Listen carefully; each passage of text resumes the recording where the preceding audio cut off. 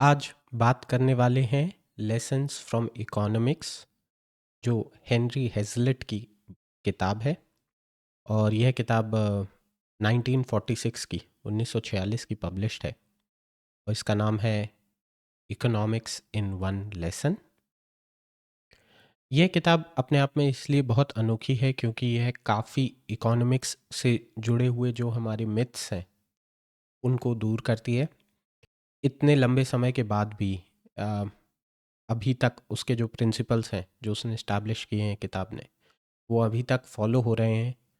और बार बार समहाउ हमारे जो इकोनॉमिस्ट्स हैं, पॉलिटिशियंस हैं, वो किताब की सिखाई हुई बातों को इग्नोर करते हैं और हम उसका नतीजा देखते रहते हैं। जैसे इकोनॉमी के हाल चल रहे हैं, एक एवरग्रीन रिसेशन चले आ रहा है जिससे हम बाहर आ ही नहीं पा रहे हैं। तो इन्हीं सारे मुद्दों पर आज चर्चा करेंगे। नमस्ते, बृहस्पति सूत्र में आपका स्वागत है। मेरा नाम मयंक है।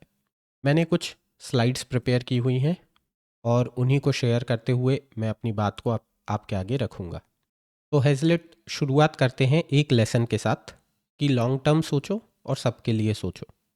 वो एक डेफिनेशन देते हैं कि एक गुड इकोनॉमिस्ट और एक बैड इकोनॉमिस्ट में क्या फ़र्क है। गुड इकोनॉमिस्ट वो है जो इमीडिएट अफेक्ट्स के बियॉन्ड जाकर सोच पाए, जो ये सोच पाए कि उसकी इकोनॉमिक पॉलिसीज़ के लॉन्ग टर्म इफ़ेक्ट क्या होंगे, इंस्टेड कि वो सिंपली सिर्फ शॉर्ट टर्म बेनिफिट्स के बारे में सोचे।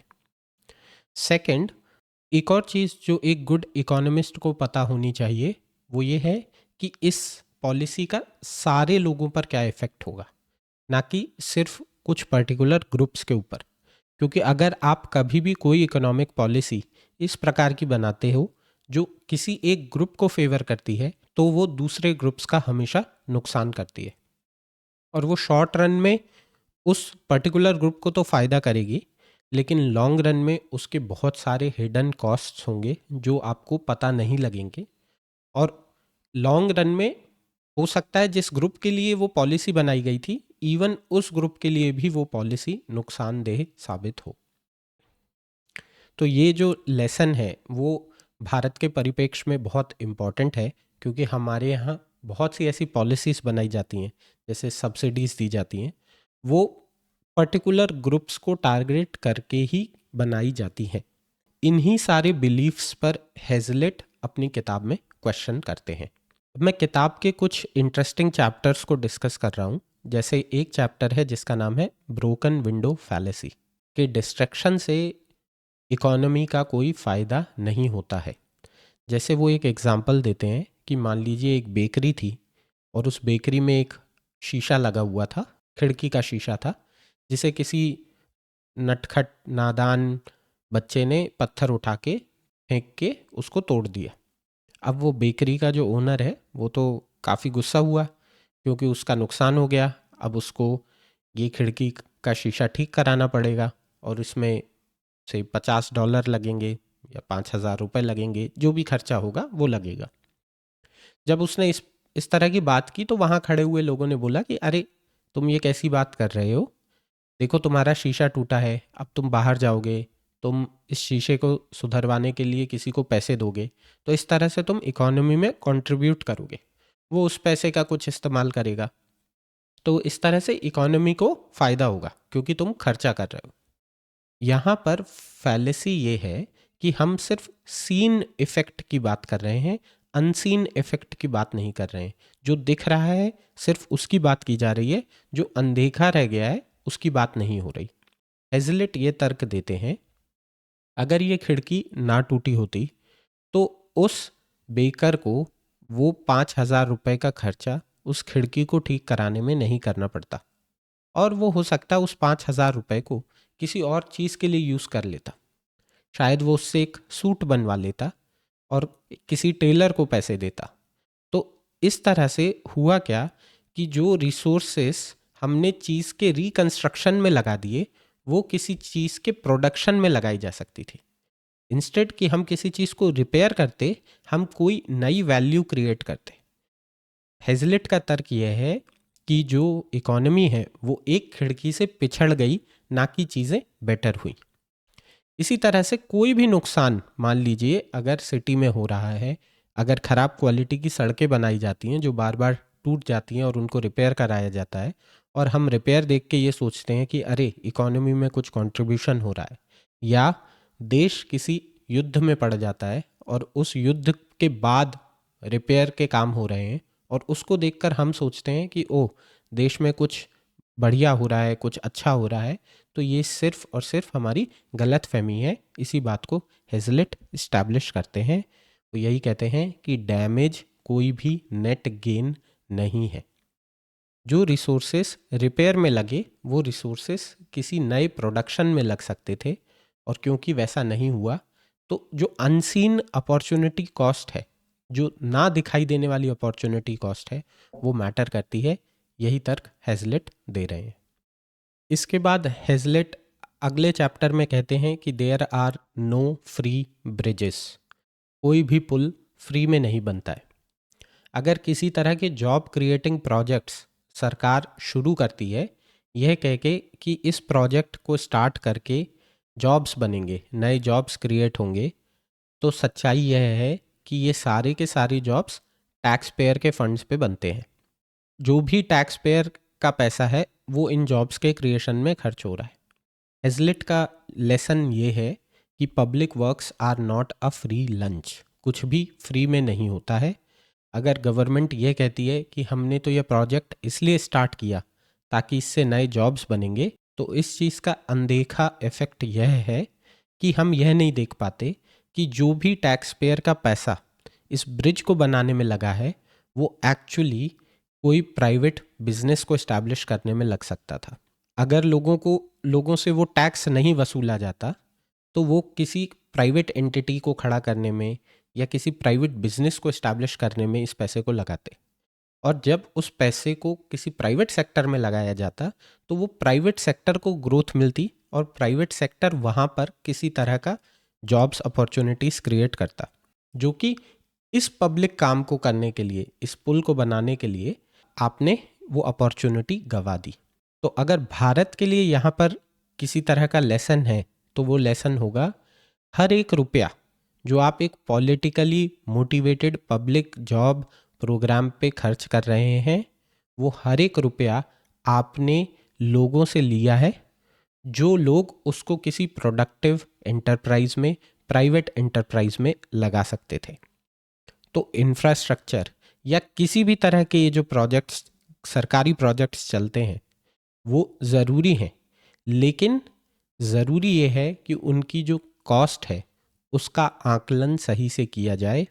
उसकी कॉस्ट में यह इंश्योर किया जाए कि किसी तरह के वेस्टेज ना हो, सिर्फ चीज़ें बनाने के पर्पस से ना बनाई जाएं, उनका क्या रिटर्न होगा उसका असेसमेंट किया जाए। तो यह एक बहुत बड़ी आवश्यकता है। हेजलेट यहाँ पर भी वही सीन और अनसीन इफेक्ट की बात करते हैं। जो पब्लिक वर्क आपको दिख रहा है, एक नया पुल अगर आपको दिख रहा है, तो मोस्ट प्रोबेबली आपको एक नई इंडस्ट्री जो प्राइवेट एंटरप्राइज लगा सकता था, वो नहीं दिख रही है, क्योंकि लोगों के टैक्स के पैसे को पब्लिक कामों में यूज़ किया गया है। पैसा आपका ही लगा है, बस लगाने का तरीका डिफरेंट है। यहाँ पर या तो डायरेक्ट या इनडायरेक्ट टैक्सेस के थ्रू आपसे पैसा लेकर उस चीज़ को बनाया गया है।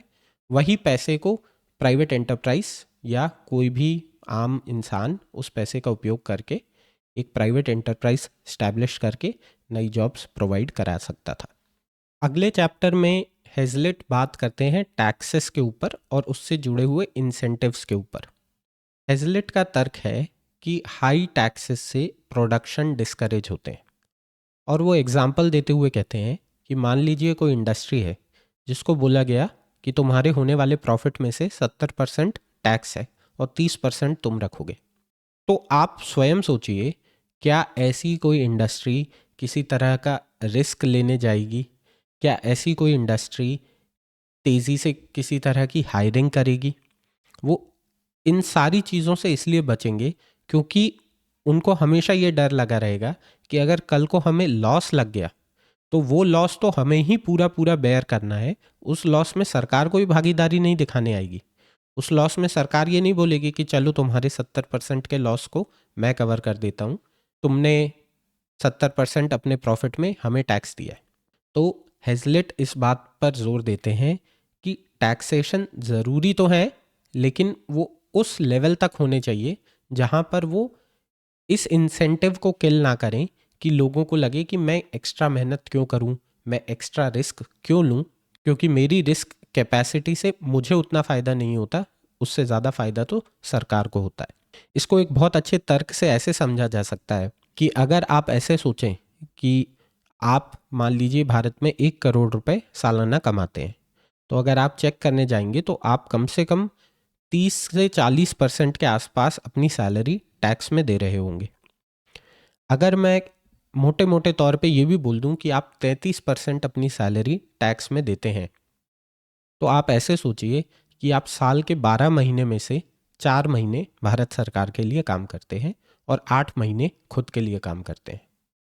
और अगर इसी टैक्स को बढ़ा बढ़ा कर कुछ इस तरह से ला दिया जाए कि वो 6 महीने और 6 महीने हो जाए, या आप 2 महीने खुद के लिए काम कर रहे हैं और 10 महीने सरकार के लिए काम कर रहे हैं, क्या आप खुद को मोटिवेटेड फील करेंगे कि मैं अपने करियर में किसी प्रोग्रेशन के बारे में सोचूं? मान लीजिए अगर आपको ये पता हो कि मैं 1 करोड़ से 2 करोड़ कमाने लगूंगा तो मेरा टैक्स 50% हो जाएगा। आज मैं 8 महीने सरकार के लिए काम करता हूँ, कल मैं 6 महीने सरकार के लिए काम करने लगूंगा। क्या आप किसी भी प्रकार का मोटिवेशन फील करेंगे कि आप अपनी आय को 1 करोड़ से 2 करोड़ करें? तो टैक्सेशन अगर एक लेवल के बियॉन्ड बढ़ जाता है और उसके रिटर्न लोगों को नहीं दिख रहे होते, तो इससे ऑब्वियसली लोगों के अंदर असंतोष पैदा होता है और अल्टीमेटली प्रोडक्टिविटी का लॉस होता है। और जो मैं ये एग्जांपल दे रहा हूँ वो कोई हवाई बात नहीं है। 70 के दशक में इंदिरा गांधी की सरकार में जो हमारा सबसे हाईएस्ट स्लैब था टैक्स का, वो 97.5% था। अब ऐसी कोई स्थिति बनेगी तो अल्टीमेटली क्या होता है, बहुत बड़े लेवल पर टैक्स एवेशन होता है, टैक्स चोरी होती है, लोग अपनी इनकम रिपोर्ट नहीं करते, इकोनॉमी रुक जाती है। कई लोग जो बहुत अमीर होते हैं वो ये कोशिश करते हैं कि हम किसी तरह से देश से ही निकल जाएं, और जो रेवेन्यू बढ़ाने की कोशिश की गई थी वो कोशिश असफल होती है। साथ ही साथ जो लोग ऑनेस्टी से अपना काम कर रहे हैं उनको भी एक तरह का डिस्करेजमेंट हो जाता है। जैसा मैंने बोला कि अभी आप 8 महीने खुद के लिए काम कर रहे हैं, एक प्रमोशन का मतलब हो गया कि आप 6 महीने खुद के लिए और 6 महीने सरकार के लिए काम करेंगे, तो आप कितना मोटिवेटेड फील करेंगे उस प्रमोशन के लिए। तो हेजलेट का लेसन यह है कि एक तरह का प्यूनिटिव टैक्सेस लगाना इकोनॉमी की पाई को छोटा कर देता है। अगर आप इकोनॉमी को एक पिज्ज़ा समझे और आज वो पिज्ज़ा 100 ग्राम का है और उसमें मेरा 1% शेयर है, तो मेरे पास 1 ग्राम पिज्ज़ा होगा। पर अगर वही पिज्ज़ा बढ़ के 200 ग्राम हो जाता है तो बिना कुछ किए, तो मेरा शेयर बिना बढ़ाए मेरा शेयर 2 ग्राम हो जाता है। तो हेजलेट का लेसन यह है कि अगर इकोनॉमी ग्रो करती है, इकोनॉमी का पिज्ज़ा बड़ा होता है, तो सबका फ़ायदा होता है। लेकिन ओवर टैक्सेशन करके अगर ये कोशिश की जाए कि हम जो अमीर है उससे ज़्यादा से ज़्यादा टैक्स वसूल करके गरीबों में बांटने जाएंगे, हम रॉबिन हुड बन जाएंगे, तो हमेशा लॉन्ग रन में इस तरह की पॉलिसी कभी भी फ्रूटफुल नहीं रही है, आगे भी नहीं रहेगी। तो इंडिया में जो ये एक फितूर है कि अमीर आदमी से नफ़रत करो, लग्जरी से नफ़रत करो, सादा जीवन उच्च विचार, इस टेंडेंसी से निकलना पड़ेगा, क्योंकि यही टेंडेंसी उस इकोनॉमी के पिज्ज़ा को बड़ा होने से रोकती है। देन हेजलेट अगले चैप्टर में कहते हैं कि पॉपुलिस्ट सब्सिडीज़ या फ्रीबीज शॉर्ट टर्म गेन देती हैं लेकिन लॉन्ग टर्म में पेन देती हैं। और हम इसके जीते जागते उदाहरण इंडिया में कई स्टेट्स में, कई राज्यों में देख रहे हैं। भारत में कई राज्यों में ये कल्चर चल गया है कि फ्री बिजली, फ्री पानी, लोन्स का वेवर, इससे पॉलिटिशियंस इमीडिएट रिलीफ तो एक सेक्शन को दे देते हैं, उसमें कोई शक वाली बात नहीं है। परंतु देन सवाल उठता है कौन पे कर रहा है। अगर आपने किसी की बिजली मुफ्त कर दी तो कोई ना कोई तो उस खर्चे को पे कर रहा होगा, क्योंकि दुनिया में फ्री में कुछ भी नहीं बनता है।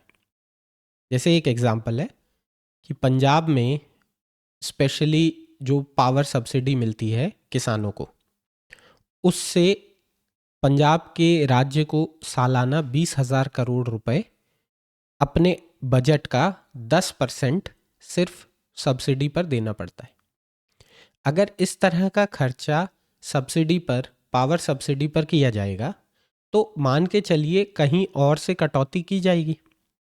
वो कटौती कहाँ से हो सकती है? एजुकेशन से हो सकती है, हेल्थ केयर से हो सकती है, या फिर हो सकता है कि जो राज्य है वो कहीं और से कुछ उधार ले रहा है, कुछ बोरो कर रहा है, तो जब वो उधार लेगा तो उसका भी इंटरेस्ट पे करना पड़ेगा। तो एक तरह से स्लोली वो स्टेट बहुत सारे कर्जे के नीचे आ जाएगा। एक तरह से जो हाल पाकिस्तान का है वो हाल उस स्टेट का हो जाएगा। तो कहने का ये मतलब है कि आपने लोन्स का वेवर कर दिया या पावर सब्सिडी दे दी, उसका सीन इफेक्ट, उसका देखा इफेक्ट सबको दिख गया कि हाँ किसानों का फ़ायदा हो गया, लेकिन जो उसका अनसीन इफेक्ट है उसके बारे में कौन बात करेगा?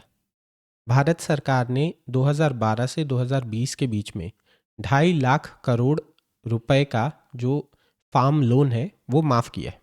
तो इसकी जो कॉस्ट है वो टैक्स पेयर के ही पैसे से आएगी।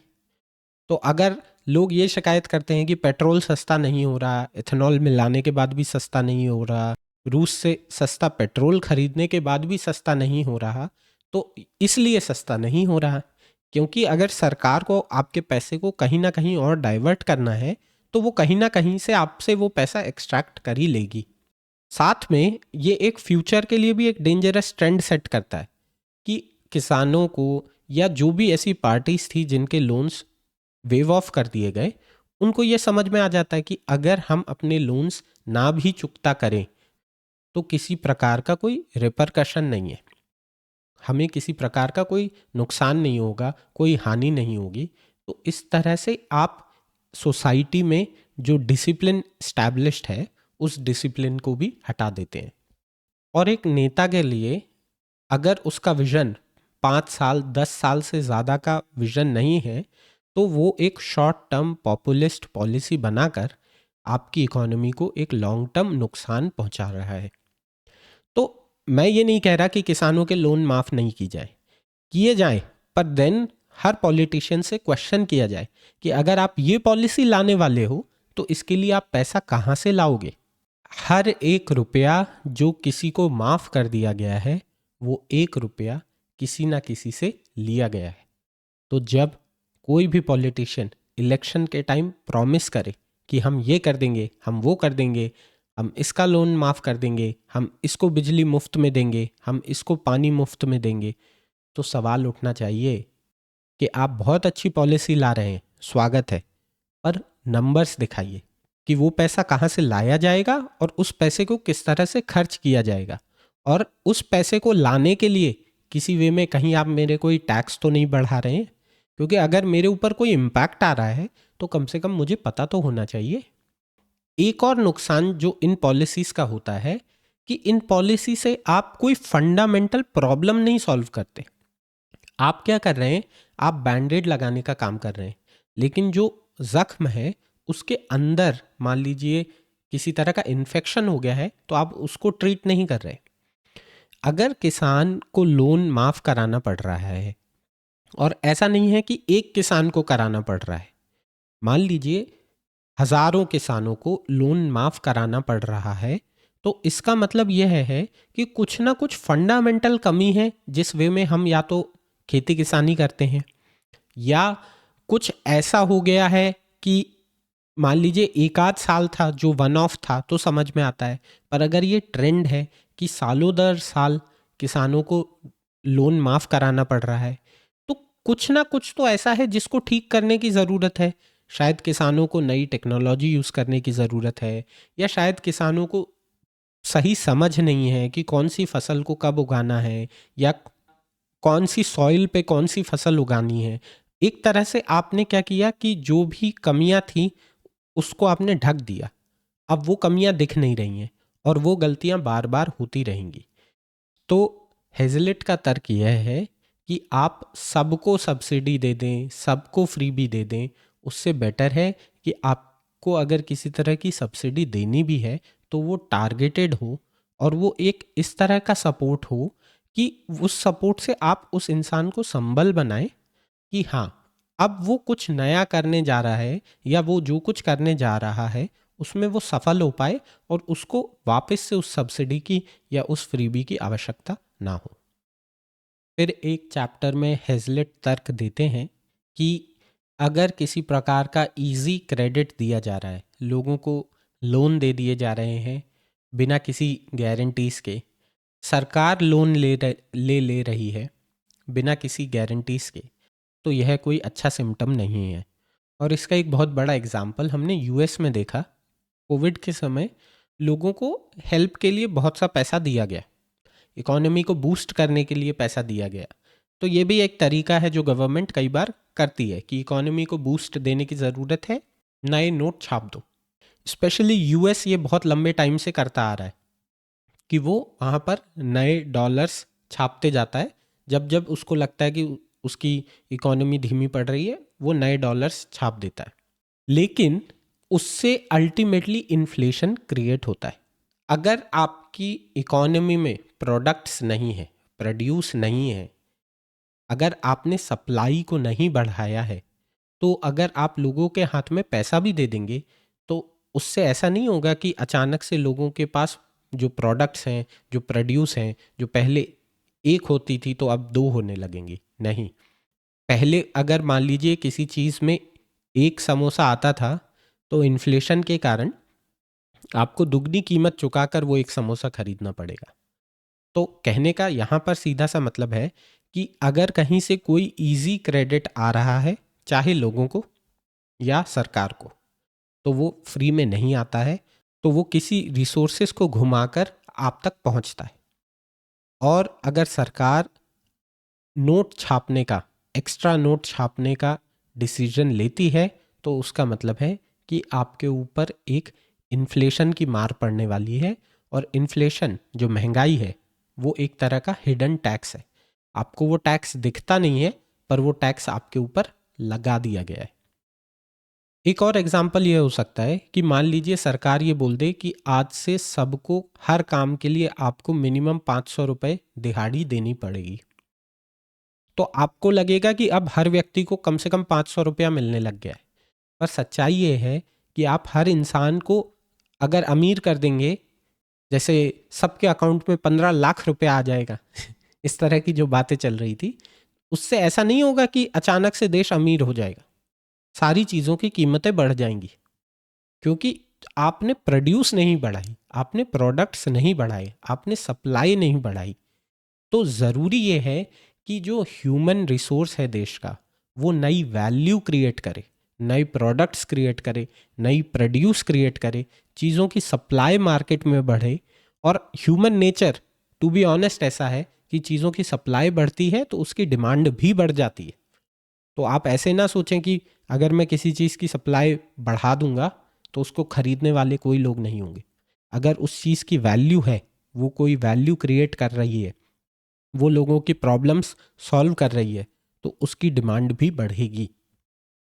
बहुत सरल शब्दों में अगर समरी दूं तो हेजलेट कहते हैं अगर आप फाइनेंशियल प्रॉस्पेरिटी को बढ़ाने की कोशिश करते हैं नया पैसा बनाकर, तो आप उससे इन्फ्लेशन को, महंगाई को अपने तरफ न्योता दे रहे हैं। और इससे सिर्फ और सिर्फ जो कीमतें हैं उनमें उछाल आएगा और कोई रियल प्रोग्रेस आपको ज़मीन पर नहीं दिखेगी। और आप स्पेशली खुद को तैयार कर रहे हैं आगे की फाइनेंशियल ट्रबल्स के लिए। इसके बाद हेजलेट अगला तर्क देते हैं कि जो टेक्नोलॉजी है वो जॉब्स क्रिएट करती है, डिस्ट्रॉय नहीं करती। तो एक ऑटोमेशन का जो डर है उसको हेजलेट कहते हैं कि ये एक तरह का मिथ है। आपने सुना होगा कि भारत में जब कंप्यूटर रिवॉल्यूशन आया था तब भी लोगों को में ये डर था कि हमारे जॉब्स चले जाएंगे। उससे पहले अगर आपको याद हो तो भारत में टेलीफोन के लिए एसटीडी पीसीओ होते थे। आज के समय में अगर आप कहीं पर जाएंगे, आपको किसी भी तरह का पीसीओ नहीं दिखेगा, क्योंकि आज के समय में सबके पास मोबाइल फ़ोन है, तो पीसीओ की आवश्यकता नहीं है। तो सोचने वाला सोच सकता है कि जितने भी लोग पीसीओ ओनर थे या जिनके पास अपनी दुकान में एक पीसीओ का डब्बा होता था, उन सब की जॉब चली गई है और बहुत लोगों का नुकसान हो गया है। पर हेजलेट का तर्क है कि ऐसा नहीं होता। जब किसी तरह का ऑटोमेशन आता है और उस ऑटोमेशन की वजह से अगर लोगों को वो एम्प्लॉयमेंट नहीं मिलता, तो लोग किसी और एम्प्लॉयमेंट की तरफ चले जाते हैं। ये बहुत ही सिंपल सा एक तर्क हेजलेट दे रहे हैं। स्पेशली भारत के संदर्भ में, जहाँ पर लोग अक्सर ऐसे सोचते हैं कि हम बहुत labour intensive, manual labour intensive country हैं। हम एक ऐसा देश हैं जहाँ पर मान लीजिए अगर आपको अपना बगीचा साफ कराना है, तो आप ढूंढने जाएं तो आपको लेबर मिल जाएगा और आप उसको लाकर काम पर लगाकर दिन का कुछ पैसा देकर वो काम करवा सकते हैं। ये काम करवाना यूरोप में करीब करीब इम्पॉसिबल है, और यहाँ पर सब काम खुद से ही करना पड़ता है। और उसके लिए हमारे पास या तो लोगों ने कुछ मशीन्स खरीद रखी हैं, घास काटने की मशीन है, सफाई करने की कुछ और मशीन है। लोगों ने छोटी छोटी सी घरों के लिए भी छोटे छोटे से क्रेन्स खरीद रखे हैं और उनके इस्तेमाल करके लोग अपने घरों के काम करते हैं। पर इसका मतलब ऐसा नहीं है कि यहाँ पर अनएम्प्लॉयमेंट है। वही काम जो हमारे यहाँ भारत में एक अनस्किल्ड लेबर कर रहा है, जब मान लीजिए उससे रिप्लेस करने के लिए कोई मशीन आ जाती है, तो कोई इंसान खाली नहीं बैठा रहता। वो अपने स्किल सेट को बढ़ाता है, उसमें कुछ नया ऐड करता है। और यूजुअली जब वो इंसान एज अ रिसोर्स अब फ्री हो गया है, तो वो क्या करेगा, किसी और डायरेक्शन में जाकर कोई नया काम स्टार्ट करने की कोशिश करेगा। और अक्सर लोग जब इस तरह से मूव करते हैं, तो वो किसी ना किसी वे में ज़्यादा बेटर जॉब ही पाते हैं। तो अगर आप ऐसे सोचते हैं कि जिस सोसाइटी में ऑटोमेशन ज़्यादा होता है उस सोसाइटी में अनएम्प्लॉयमेंट आता है, तो ऐसा सोचना बिल्कुल गलत है। भारत का कंप्यूटर रिवॉल्यूशन आपको याद है। जब कंप्यूटर आए थे तो लोगों को यही लगा था कि अरे अब तो हमारी जॉब चली जाएगी। उससे पहले कैलकुलेटर आए थे तो लोगों को यही लगा था, अकाउंटेंट्स को यही लगा था कि हमारी तो जॉब चली जाएगी। तो इस तरह से इंडस्ट्रियल रिवॉल्यूशन जब से आया है, तब से इंसान इस तरह की चीज़ें सोचता आया है कि ये टेक्नोलॉजी आ गई, अब हमारी जॉब गई। ये टेक्नोलॉजी आ गई, अब हमारी जॉब गई।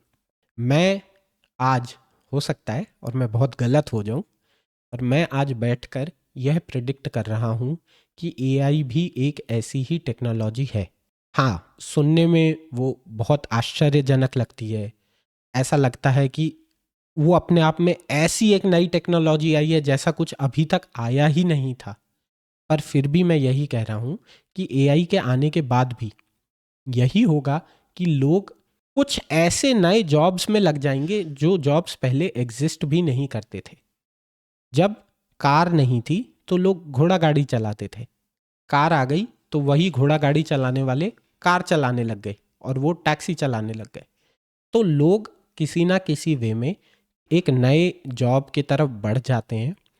टेक्नोलॉजी आकर लोगों की प्रोडक्टिविटी बढ़ाती है।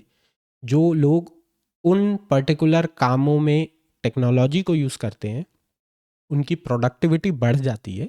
और जो लोग उस काम से फ्री हो जाते हैं, तो प्राइवेट एंटरप्राइज में ये एक खूबसूरती है कि ऑटोमेटिकली कुछ नए जॉब्स क्रिएट हो जाते हैं और लोग वहाँ पर एब्जॉर्ब हो जाते हैं। कोई भी व्यक्ति खाली नहीं बैठता है।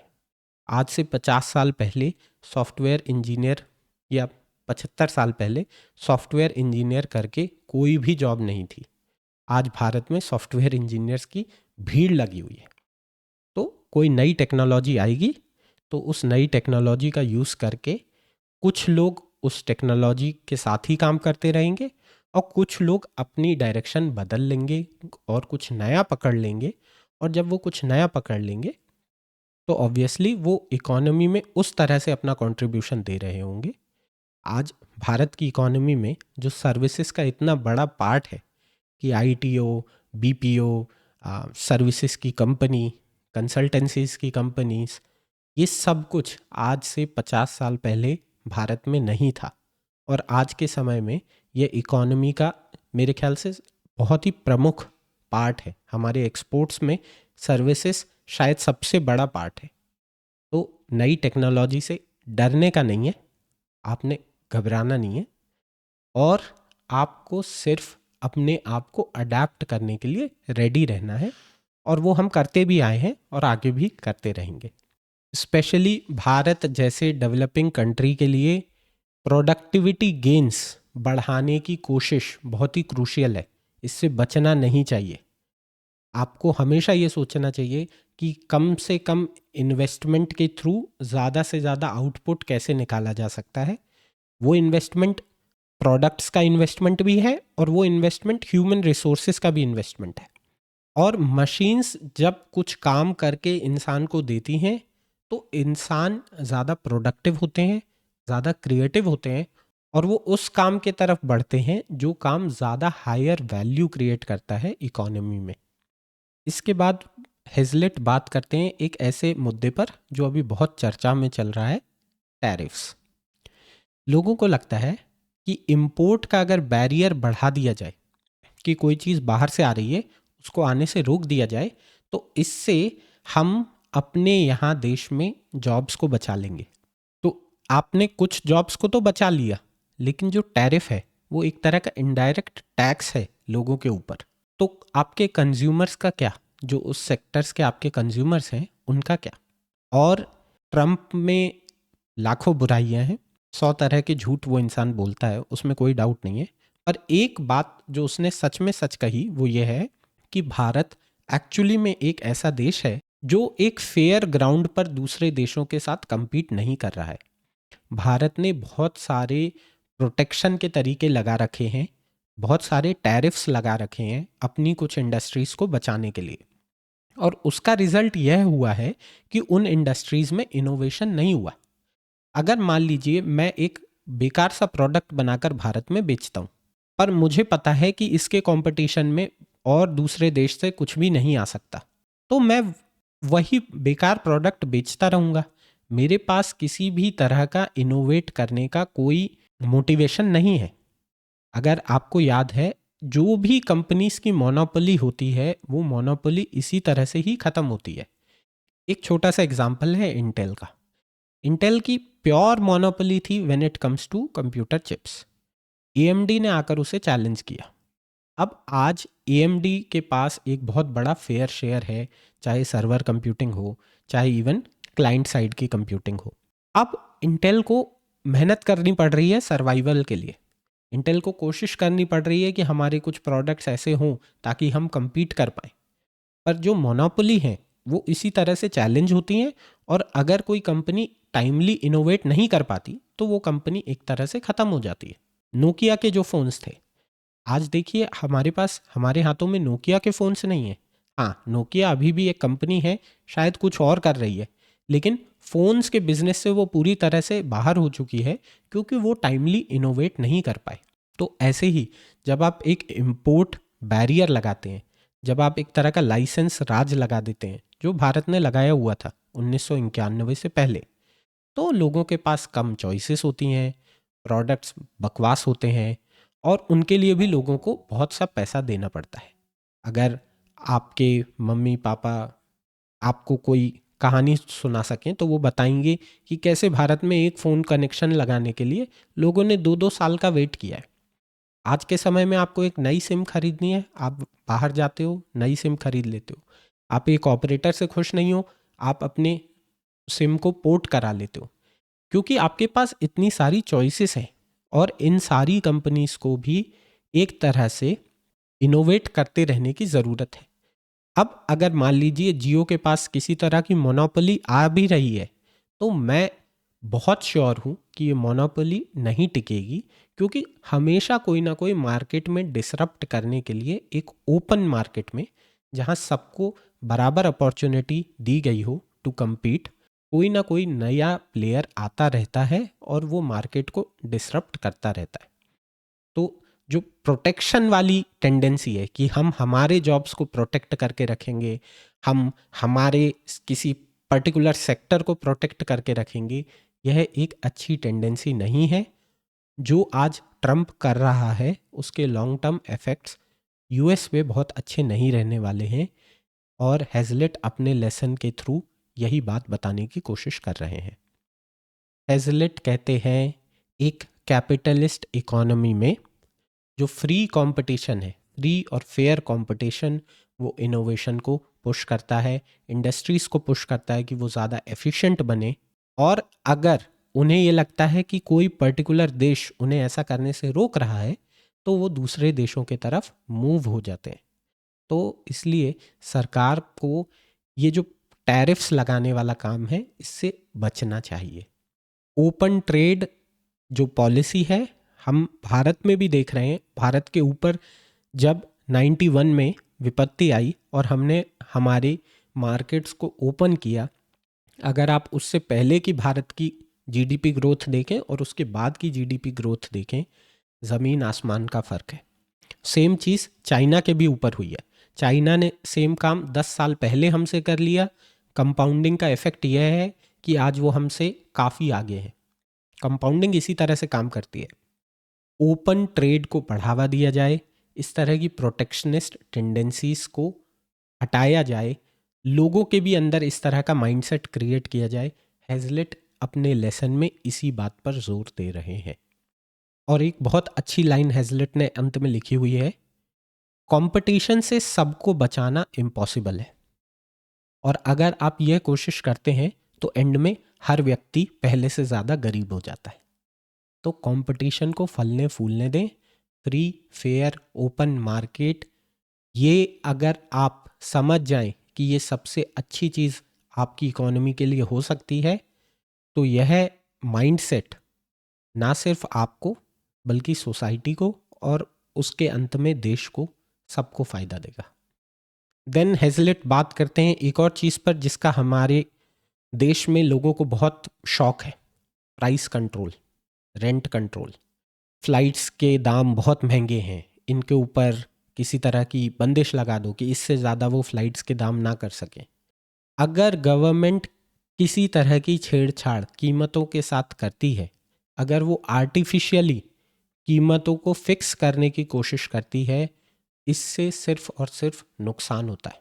लोग उबर के, ओला के जो डायनेमिक प्राइसिंग है उसको चैलेंज करते हैं। देखिए सीधी सी बात ये है, अगर डायनेमिक प्राइसिंग है और प्राइसेस बढ़ रहे हैं, एक तरह से वो एक एनकरेजमेंट है और नए लोगों को उबर या ओला ज्वाइन करने के लिए, कि वो अपनी टैक्सीज उबर या ओला के थ्रू रन करें, या अगर वो टैक्सीज नहीं चलाते हैं तो चलाएं, या वो नई टैक्सीज ओन करें। क्योंकि जो डिमांड और सप्लाई का खेल है, सो कीमतें बहुत ही ईजिली डिटरमाइन हो जाती हैं सिंपली डिमांड और सप्लाई से। इससे ज़्यादा कुछ भी नहीं करना पड़ता है। पर अगर सरकार यह कोशिश करे कि मैं अपने तरफ से एक आर्टिफिशियल प्राइस सेट कर दूंगी कि इस चीज़ का दाम इतना ही होना चाहिए, तो कहीं या तो उसका ब्लैक मार्केट स्टार्ट हो जाएगा, या फिर प्रोडक्ट में क्वालिटी में घटियापन स्टार्ट हो जाएगा। दोनों चीज़ें, आप ये सोचें कि उस same quality with less prices आप डिलीवर करते रहेंगे, आप नहीं कर पाएंगे। आप खुद को एक बिजनेस ओनर के तरह सोच कर रखें कि अगर मैं एक बिजनेस ओनर हूं और सरकार आकर मुझे ये कह दे कि यह चीज़ तो आप इतने रुपए पर ही बेच सकते हैं, इससे ज़्यादा पर नहीं बेच सकते हैं, आप मान के चलिए एज अ बिजनेस ओनर आपको भी ये आइडिया पसंद नहीं आएगा। इसका एक बहुत अच्छा एग्जाम्पल मुंबई में मिलता है। 1940 के आसपास मुंबई में रेंट कंट्रोल लगा दिया गया कि अब जो भी प्रॉपर्टी का प्राइस है उस पर आप इतना ही रेंट वसूल कर सकते हैं। आज मुंबई में आप हर बारिश के सीज़न में देखते हैं कि बिल्डिंगें गिर रही हैं। उसका एक रीज़न ये रेंट कंट्रोल है। शायद दुनिया में सबसे ज़्यादा हाई प्रॉपर्टी प्राइजेस में जो सिटीज़ हैं उसमें से एक मुंबई है। रेंट पर घर लेना मुश्किल है, घर खरीदना तो करीब करीब इम्पॉसिबल है। और ऐसे सिनेरियो में मुंबई में आज पता नहीं हज़ारों ऐसे अपार्टमेंट्स, फ्लैट्स, घर हैं जिनका रेंट 100 रुपये महीना है। अब अगर आप ऐसे किसी अपार्टमेंट के मालिक हैं और आपको उसको रेंट पर देकर 100 रुपये महीना मिलेगा या 1000 रुपये महीना मिलेगा, क्या आप उस अपार्टमेंट को रेंट पे दोगे? आप बोलोगे सड़ने दो, मैं क्यों अपनी प्रॉपर्टी को किसी और को रेंट पे भी दूं, उस रेंट पे मुझे 100 रुपया मिले और हेडेक अलग मिले। इससे अच्छा मैं बोलूँगा कि वो अपार्टमेंट पड़ा रहे, ना मैं उस अपार्टमेंट की मरम्मत पे कोई काम करूँगा। और अल्टीमेटली क्या होगा, जो अगर आपके एरिया में रेंट कंट्रोल लगा हुआ है कि आप इतना ही रेंट वसूल कर सकते हैं, तो किसी नए बिल्डर के पास, लोगों के पास मोटिवेशन नहीं है कि वो नए घरों को बनाए। आपने एक रेंट कंट्रोल लगाकर टेम्परेरी रिलीफ तो दे दिया लोगों को, लेकिन आपने एक लंबे समय के लिए एक बहुत ही खराब प्रेसिडेंट सेट कर दिया कि अब अल्टीमेटली क्या होगा कि जो नए प्लेयर्स थे, जो घर बनाने के लिए उतरना चाहते थे, कुछ नया करना चाहते थे, वो अब इस काम में नहीं आएंगे। तो आप जो प्राइस सिस्टम है उसके साथ छेड़छाड़ मत करिए, क्योंकि प्राइस सिस्टम एक सिग्नल मैकेनिज्म होता है। जब प्राइस बढ़ती है वो ये बताती है कि अभी अभी डिमांड ज़्यादा है। जब प्राइस कम होती है तो वो ये बताती है कि अभी सप्लाई ज़्यादा है। तो आप जो प्राइस सिस्टम है उसको खुला छोड़ दीजिए। वो ऑटोमेटिकली सेल्फ बैलेंसिंग सिस्टम है, उसको खुद को बैलेंस करने दीजिए। बाहर से किसी भी तरह की छेड़छाड़ अगर की जाती है तो अल्टीमेटली उससे लॉन्ग टर्म में सिर्फ और सिर्फ नुकसान होता है। तो यही आज का टाइटल भी है कि अच्छे इंटेंशन खराब आउटकम। तो good intention bad outcome, rent control इसकी एक बहुत अच्छी रेंट कंट्रोल इसका एक बहुत अच्छा एग्जाम्पल है। और जो तर्क मैंने रेंट कंट्रोल पर दिए, वही तर्क वेजेस और वेजेस को कंट्रोल करने की टेंडेंसीज पे भी है। कि अगर आप ये सोचें कि मैं तो लोगों को बोल दूंगा कि आपको मिनिमम इतना पैसा अपने वर्कर्स को देना है, तो इस तरह से अगर आप आर्टिफिशियली वेजेस को, जो लोगों के इनकम है उसको बढ़ाने की कोशिश करते हैं, तो उससे सिर्फ अनएम्प्लॉयमेंट बढ़ता है। मान लीजिए मेरे पास बजट है 10,000 रुपये मेरे लेबर्स को देने के लिए, और सरकार का कहना था कि मान लीजिए पहले मैं 500 रुपये हर लेबर को देता था, तो मैं 20 लेबर हायर कर सकता था। रातों रात अगर सरकार मुझे कहती है कि हर लेबर को 1,000 रुपये देना पड़ेगा, तो मेरे पास जो बजट है, जो खर्चा करने के लिए बजट है, वो तो 10,000 का ही है। तो मैं क्या करूँगा, अल्टीमेटली मैं मेरे लेबर्स में कटौती करूँगा। तो अगर आप एक तरह से आर्टिफिशियली वेजेस को बढ़ाने की कोशिश करते हैं, तो उससे आप अनएम्प्लॉयमेंट क्रिएट करते हैं। अगर आप मार्केट को ये डिसाइड नहीं करने देते कि किस काम की क्या कीमत होनी चाहिए, तो कुछ जॉब्स ऑटोमेटिकली मार्केट में से गायब हो जाते हैं, किसी को पता भी नहीं लगता। साथ ही साथ आय बढ़ा देने से ऐसा नहीं होता कि अचानक से उस वर्कर का स्किल सेट भी बढ़ गया। तो सबसे अच्छा तरीका टू बी ऑनेस्ट किसी भी इंसान की आय बढ़ाने का है उसका स्किल सेट बढ़ाना। अगर जो उसके स्किल्स हैं वो बेटर होते हैं, तो ऑटोमेटिकली वो अपना या तो एक नया जॉब ढूंढ पाएगा या एग्जिस्टिंग जॉब में बेटर परफॉर्म कर पाएगा। और जब वो एक बेटर आउटपुट देगा तो ऑटोमेटिकली उसको एक बेटर वेज भी मिलेगा, ऑटोमेटिकली उसको एक बेटर इनकम भी मिलेगी। भारत में भी स्टडीज़ यही शो करती हैं कि जिन जिन राज्यों में ज़्यादा बंदिशें हैं वेजेस के ऊपर, उन राज्यों में प्रोडक्टिविटी कम है, उन राज्यों में एम्प्लॉयमेंट की भी ग्रोथ कम है।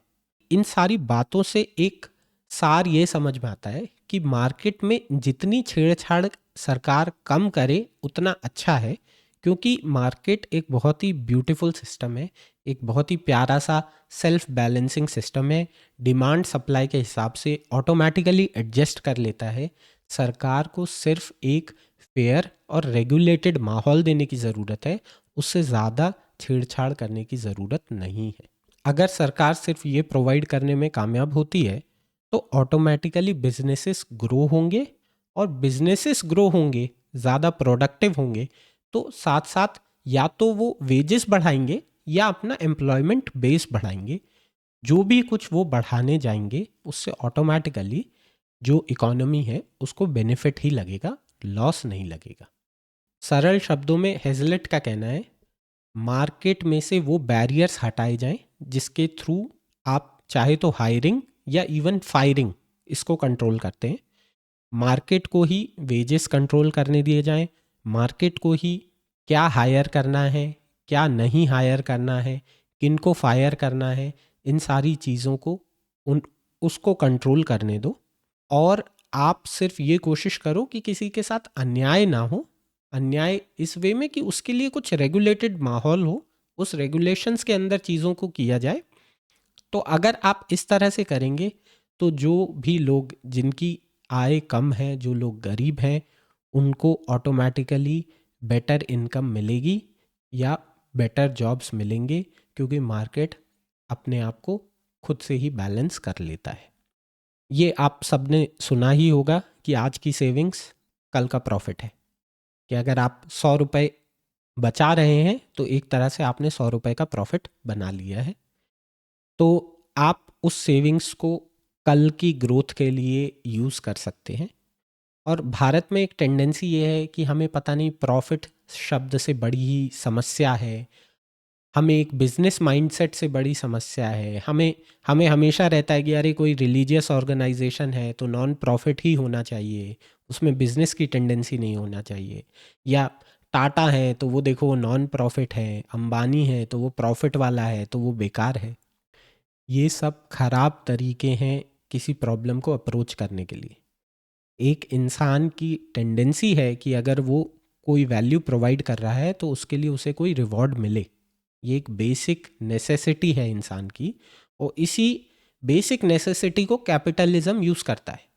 कैपिटलिज्म के इस बेसिक प्रेमाइस को अगर आप उसके साथ छेड़छाड़ करेंगे तो इसके कोई बहुत अच्छे रिजल्ट्स नहीं आएंगे। लोगों को उनकी मेहनत के लिए रिवॉर्ड दिया जाना चाहिए।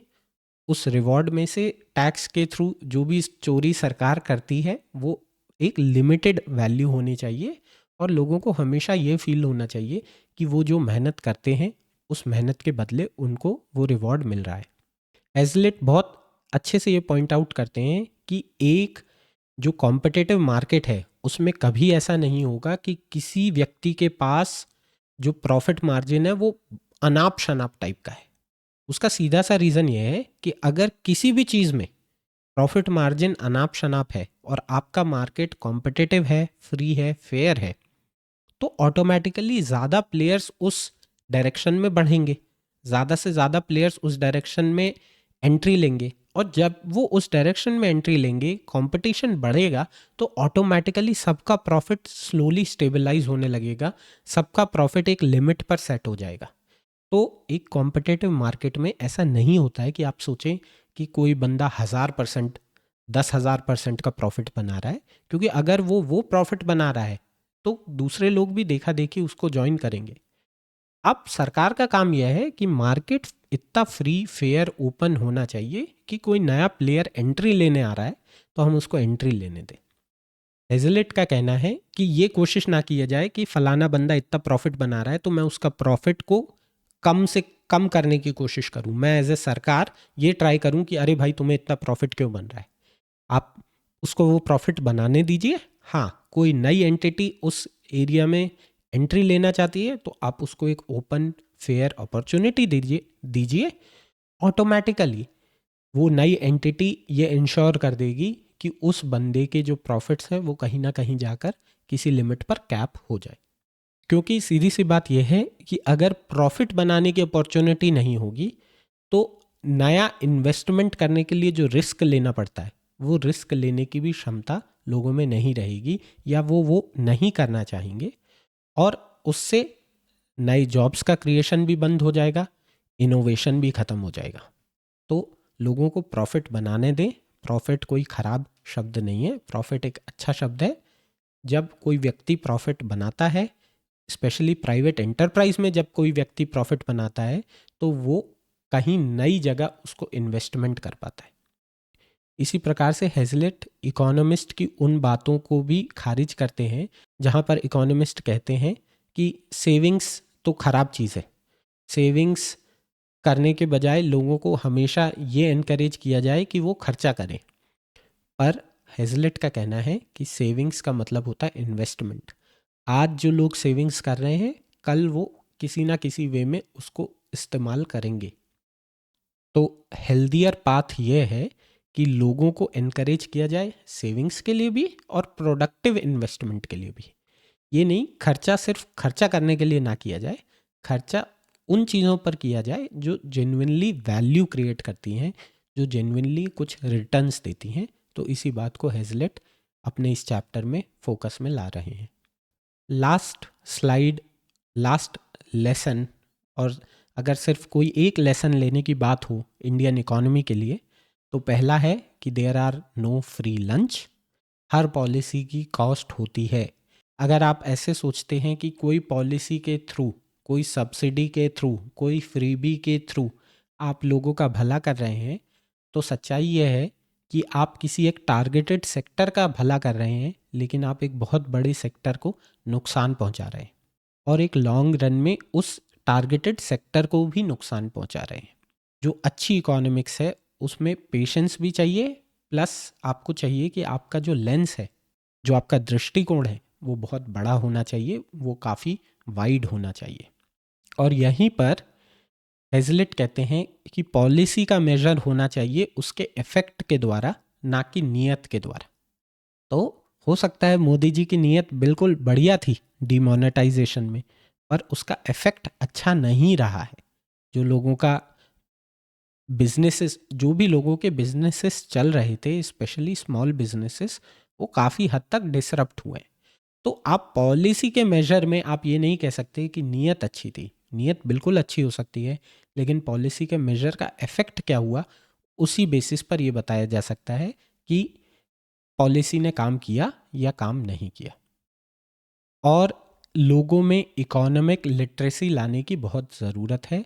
लोगों को समझ में आना चाहिए कि इकोनॉमी के बेसिक प्रिंसिपल्स, जैसे एक प्रिंसिपल है समवन ऑलवेज पेज, किसी ना किसी को तो पैसा भरना ही पड़ता है। अगर कोई भी चीज़ कहीं हो रही है तो वो फ्री में नहीं हो सकती। ये लोगों में, वोटर्स में क्लैरिटी होनी चाहिए। अनसीन अफेक्ट्स मैटर करते हैं, अनदेखे अफेक्ट्स मैटर करते हैं, लोगों में ये क्लैरिटी होनी चाहिए। तो कुछ जो बेसिक प्रेमाइसेस हैं इकोनॉमिक्स के, वो लोगों को पता होने चाहिए। इस पर हेजलेट जोर देते हैं, और स्पेशली इंडिया के कॉन्टेक्स्ट में मैं मानता हूँ कि लोगों में ये अवेयरनेस होनी चाहिए। और 1970 में जैसे हमने कोशिशें की, उनसे हमें बचना चाहिए। कुछ लोगों को टारगेट करके टैक्स करने से बेटर है कि आपके टैक्स बेस को बढ़ाएं। जो आज भारत में 2 से 3% लोग टैक्स दे रहे हैं, इस तरह से देश सस्टेन नहीं कर सकता डायरेक्ट टैक्सेस। तो आपकी कोशिश ये होनी चाहिए कि लोगों की इनकम बढ़े, ताकि आपके डायरेक्ट टैक्स का जो बेस है वो बढ़े, इंस्टेड कि आप सिर्फ कुछ लोगों को ओवर टैक्स करते रहें, और फिर वो लोगों में भी एक तरह का डिसइल्यूजनमेंट आ जाए। वो लोग भी ऐसे हो जाएं कि यार इस देश में तो कुछ होना ही नहीं है, और वो छोड़ छाड़ के देश को बाहर चले जाएं। तो एक तरह से जो हाई टैक्स पेइंग कम्युनिटी थी, आप उसे स्लोली लूज़ करते जाओगे। तो अपने टैक्स बेस को बढ़ाने की कोशिश करना, यह भारत के लिए एक बहुत ही इम्पॉर्टेंट लेसन है। जैसा मैंने कहा, अगर पिज़्ज़ा बड़ा होता जाएगा तो सबका प्रपोर्शन ऑटोमेटिकली बड़ा हो जाएगा। मुझे इस चीज़ से कोई फ़र्क नहीं पड़ता कि उस पिज़्ज़ा में 50% अंबानी का था, पहले उसे 500 ग्राम मिलता था, अब 1 केजी मिल रहा है। अगर मुझे 1 ग्राम से 2 ग्राम मिलेगा, तो सीधी सी बात यह है, मेरी प्रॉस्पेरिटी बढ़ेगी। तो इस टेंडेंसी के ही साथ हमें इस प्रॉब्लम को अप्रोच करना पड़ेगा। तो हेजलेट का यही कहना है, लॉन्ग टर्म ब्रॉडर इम्पैक्ट के बारे में सोचें। अगर कोई भी पॉलिसी आ रही है, और वो कितनी भी अच्छी क्यों ना सुनाई दे रही है, उसके फर्स्ट इफेक्ट के बियॉन्ड के इफेक्ट्स के बारे में सोचें। कि मान लीजिए किसी ने बोला आपकी बिजली मुफ्त कर देंगे, तो फर्स्ट ऑर्डर इफेक्ट है आपकी बिजली मुफ्त हो गई। सेकंड ऑर्डर इफेक्ट है उस बिजली मुफ्त होने के लिए पैसा कहाँ से आ रहा है, कौन उसको पे कर रहा है। कहीं ऐसा तो नहीं मेरी किसी और टैक्सेस को बढ़ा के सरकार उस पैसे को खर्च कर रही है, या सरकार उधारी लेकर मुझे ये रिलीफ दे रही है। अगर इस तरह के प्रोविजंस सरकार करती है, तो एज अ जागरूक पब्लिक हमारी रिस्पॉन्सिबिलिटी बनती है कि हम सरकार को ये सारे क्वेश्चंस करें। तो आई होप आप हेजलेट के लेसन्स से और मेरी कही हुई बातों से ताल्लुक़ रखते होंगे। मुझे सच में हैरानी हुई कि 1946 की कही हुई बातें आज भी इतनी आसानी से एप्लीकेबल हैं। ये कुछ वैसा ही है कि जैसे मैंने कौटिल्य का अर्थशास्त्र पढ़ा तो नहीं है, बट लोगों का कहना है कि बहुत सी चीज़ें आज भी रेलेवेंट है क्योंकि बेसिक प्रिंसिपल्स चेंज नहीं होते। ऑब्वियसली इकोनॉमिक्स फिजिक्स नहीं है कि जहाँ पर आप लॉज दे पाएँ, कि जैसे ग्रेविटेशनल लॉ है जो न्यूटन ने दिया है वो हमेशा एप्लीकेबल है। ऐसे लॉज इकोनॉमिक्स में नहीं है, बट हाँ कुछ ऐसे फंडामेंटल्स ज़रूर हैं जिनको अगर आप फॉलो करें तो आप यह मान के चल सकते हैं कि वो फंडामेंटल्स बहुत ही साउंड फंडामेंटल्स हैं। वो हमेशा हर एरा में एप्लीकेबल होते हैं, हर देश में एप्लीकेबल होते हैं। और एक कैपिटलिस्ट इकोनॉमी, मैं ये नहीं कहता कि वो अपने आप में सबसे अच्छा मॉडल है, बट वो एक सर्वाइविंग मॉडल है। बाकी सारे मॉडल धीरे धीरे कहीं ना कहीं जाके ख़त्म हो गए, या उन्होंने खुद को कैपिटलिस्ट मॉडल में ही ट्रांसफॉर्म कर लिया, क्योंकि वो ह्यूमंस की एक बहुत ही बेसिक नीड को टैप इन करता है। Humans innately, humans by nature greedy होते हैं, और उनको यह अच्छा लगता है कि अगर वो कोई वैल्यू बना रहे हैं तो उसके बदले में उनको रिवॉर्ड मिले। हैजलिट मुझे लगता है उसी टेंडेंसी को बेस बनाकर अपनी ये किताब लिख रहे हैं।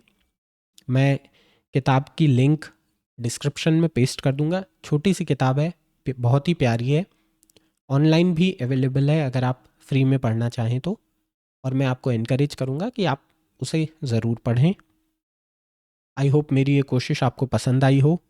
इससे जुड़े हुए कोई भी प्रश्न हैं, कमेंट्स हैं, क्रिटिसिज्म है, please feel free to share them. This is it. Brihaspati Sutra science out. Thank you. नमस्ते।